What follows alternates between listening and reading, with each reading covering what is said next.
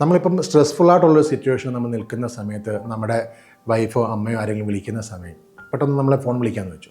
പെട്ടെന്ന് നമ്മൾ പറയും എന്താ വിളിച്ചത് അല്ലേ? നമ്മൾ സ്വാഭാവികമായിട്ടും അറിയാതെ നമ്മൾ പ്രതികരിച്ചു പോകും. ഈ ഒരു ടോൺ ഓഫ് വോയിസ് ഒന്ന് ശ്രദ്ധിക്കേണ്ടതാണ്. കാരണം നമ്മളിങ്ങനെ പറയുന്ന സമയത്ത് രണ്ട് കാരണങ്ങൾ. ഒന്ന്, നമ്മുടെ സ്ട്രെസ്സ് കൂടുന്നു. രണ്ട്, ഈ കേൾക്കുന്ന വ്യക്തിക്ക് ഒരു അരോചകമായി തീരുകയും ചെയ്യും. നമുക്ക് സ്വാഭാവികമായിട്ടും അവർക്ക് നമ്മളോടൊരു ദേഷ്യം തോന്നുകയും ചെയ്യും.